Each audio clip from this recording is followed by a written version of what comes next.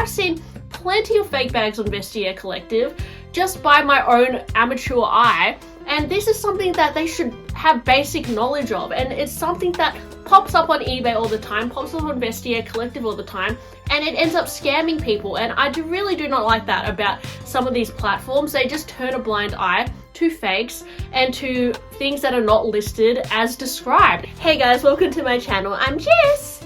So recently I've been a little bit paranoid about buying a fake bag, and although I've authenticated my bags and they've all come back as authentic, I bought a lot of bags on the pre-loved market, and I know that can be extremely risky sometimes, and I'm hearing more and more stories about people's poor experiences with online retailers, including Vestiaire Collective, Rebag. I'm just watching back my video, and I just want to steal Super Jacob's line and say everything in this video is alleged, not stated in truth or facts. It's just my opinion, just for entertainment purposes only. I've heard stories from Lumi Level Up on how she was sent a broken Chanel brooch, and Vestiaire Collective didn't really resolve the issue immediately for her. They really put her through a lot of stress with that one, which was unacceptable. I've also heard stories from She's the Posh about her debacle with Rebag, which I feel like she's, in a way, like, it seems like she actually wants to take them to court because they've really messed her around with her consignments.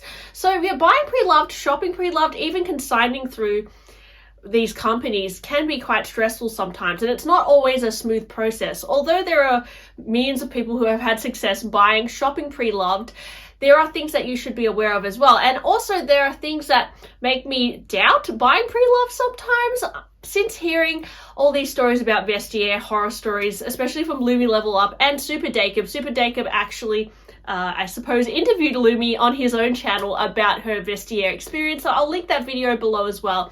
I have personally bought a few things on Vestiaire Collective myself, and I wanted to share my personal experiences with shopping on Vestiaire Collective in particular.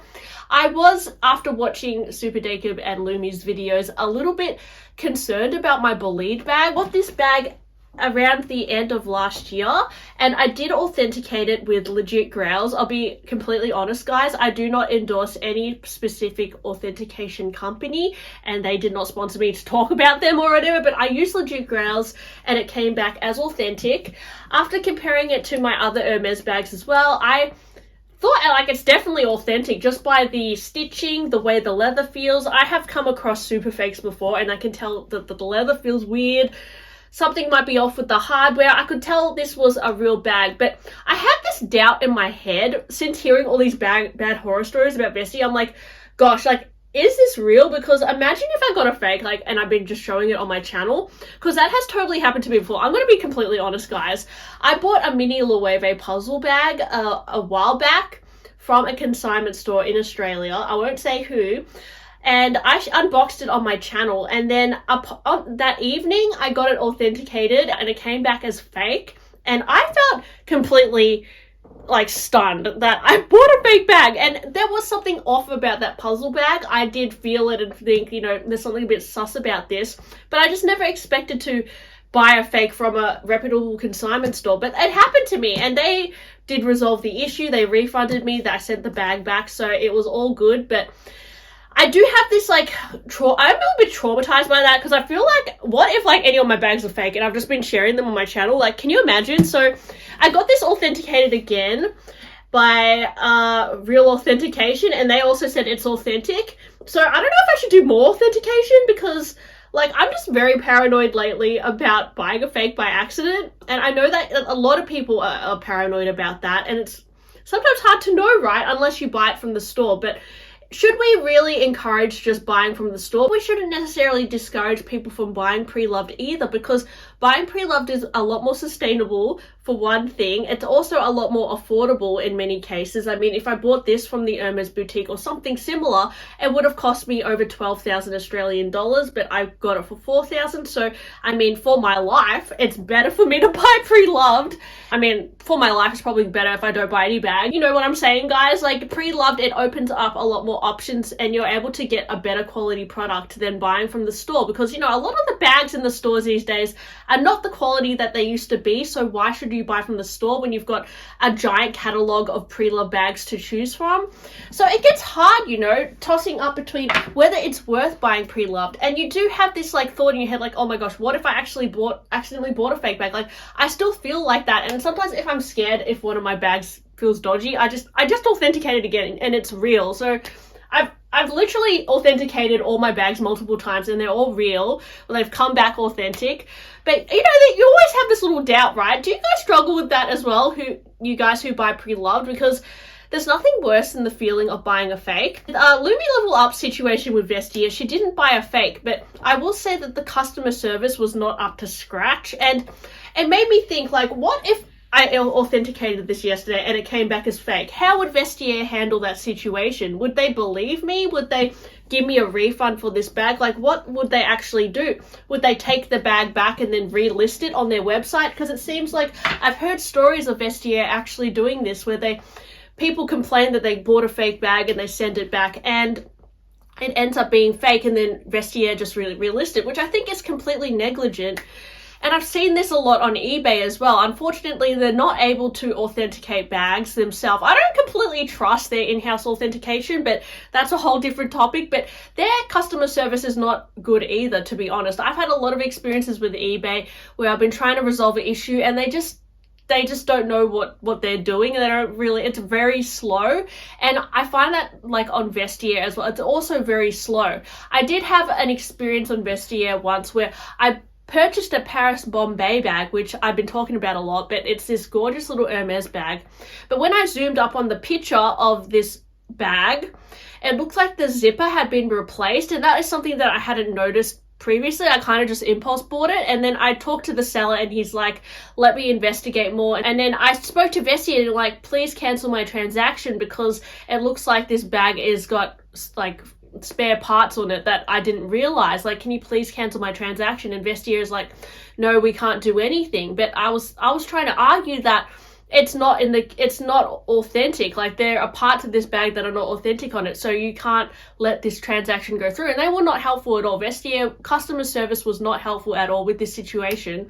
Luckily, the seller agreed that something was dodgy with the bag and he ended up cancelling my transaction, so I didn't have to go through the whole process of it arriving to the Vestiaire collective hub and them checking it, and then who knows, maybe they would have approved the bag and then it gets sent to me, then I have to send it back. Like, it's just a lot of hassle. But that is something that their team could have flagged straight away when they saw that zipper was a bit off, because they should know, right? They should have cancelled the transaction. And any listing they should review, and they should look at every listing and see if it's a real or fake bag. But I've seen plenty of fake bags on Vestiaire Collective just by my own amateur eye, and this is something that they should have basic knowledge of. And it's something that pops up on eBay all the time, pops up on Vestiaire Collective all the time, and it ends up scamming people. And I really do not like that about some of these platforms. They just turn a blind eye to fakes and to things that are not listed as described. And that is the integrity of your brand there. So that is something that